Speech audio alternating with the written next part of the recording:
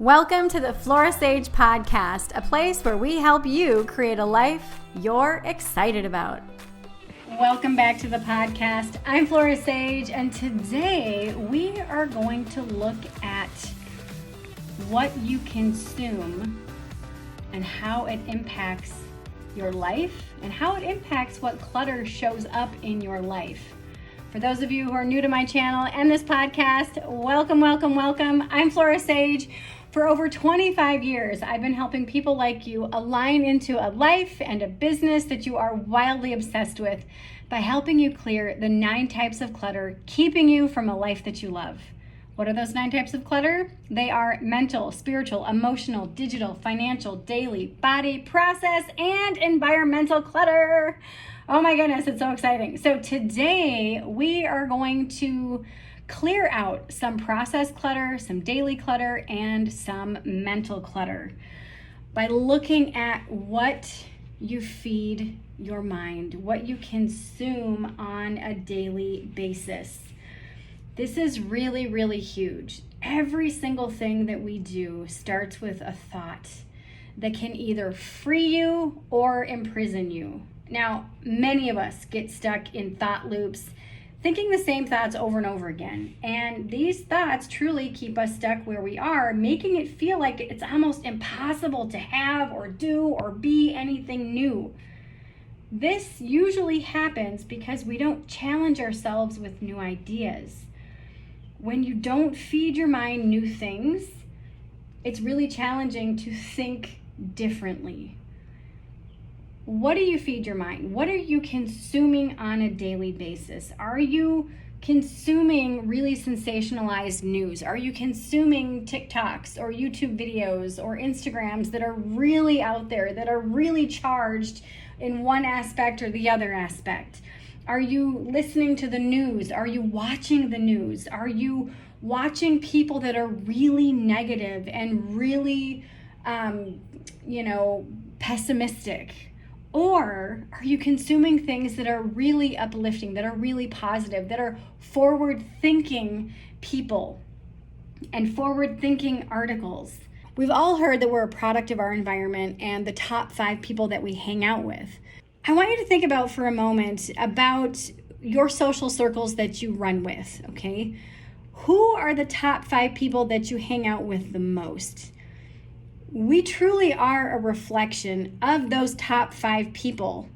Their direct behaviors, their direct influences, their mannerisms, how they speak, their thought patterns, what you guys talk about on a daily basis. Those things impact your viewpoint in the world. They impact how you show up. They impact that inner dialogue, that inner narrative. I mean, we truly do become a product of our environment. Last week, we spoke about who you want to be and that person that you are. So your fantasy self, who you are becoming and who you are right now. And we talked about, what does that fantasy version of yourself look like? What does that future version of yourself look like? What is that person that you are becoming? What does that person look like? Who do they hang out with? Who do they commune with on a daily basis? And the people that you hang out with now, are they part of that equation? Are they reflective of who you are becoming? Many times people go through iterations of their life. They're in one iteration during college and then they reinvent themselves, or they're in another iteration when they're married and then they go through another iteration or evolution of themselves when they become empty nesters. And these things change. Our likes, our dislikes, they do shift over time. Many times they shift because of the influences that we have in our life, whether it is the people that we are in direct contact with in our social circles, and also those people that we consume on social media, all the other stuff that we feed ourselves subconsciously, consciously, purposefully, those books that we read, the podcasts we listen to, the gamers that we listen to when we're gaming. If you're a gamer, And so allowing yourself to really think about and reflect on, do the thoughts that I think about my life and myself, do they inspire action? Or do they elicit inaction from myself? I really want you to think about this. Do the thoughts that I have inspire action, or do they elicit inaction within myself? Thinking creates movement towards a desire, but you can also, with your thoughts, block yourself from taking action. So one of the ways to really get more conscious about all of these things, again, go back to that list that we made last week about who is the person that you are becoming.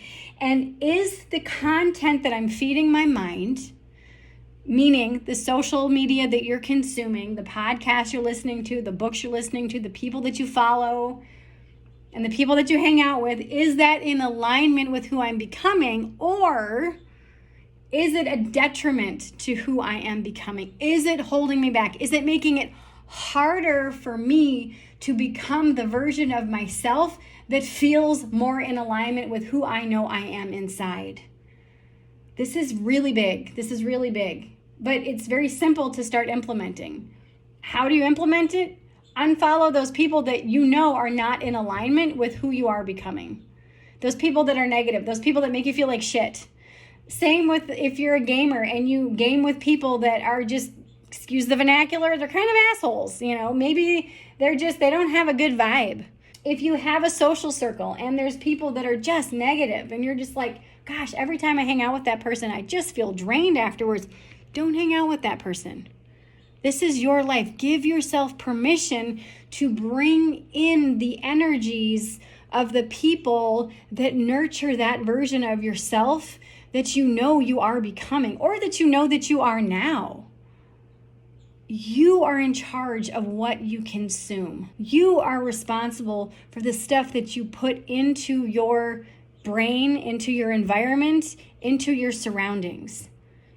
So give yourself permission. You decide today that this is the beginning of the rest of the story, to consciously choose a life of intentionality, of intentional consumption. This is the day that you truly can apply that little 1-degree shift into every aspect of your life. Don't just think it, don't just believe it, act on it.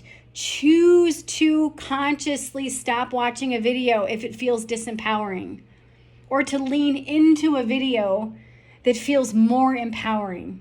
But also know when enough is enough. It's very easy to get sucked down that social media rabbit hole. Give yourself permission to place limits on the things that you consume, and give space for integration. We're going to talk more about that next week, of how to integrate these new things that are coming into your life.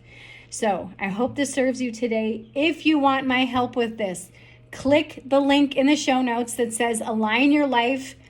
Let's talk. Remember, all it takes is a clear vision of where you are and where you want to be, and the willingness to take a small 1-degree shift in that direction every single day to create a life that you are wildly obsessed with. I hope this serves you today. I love you, and I will see you in the next episode. Thank you for listening to today's podcast episode. All links mentioned are in today's show notes.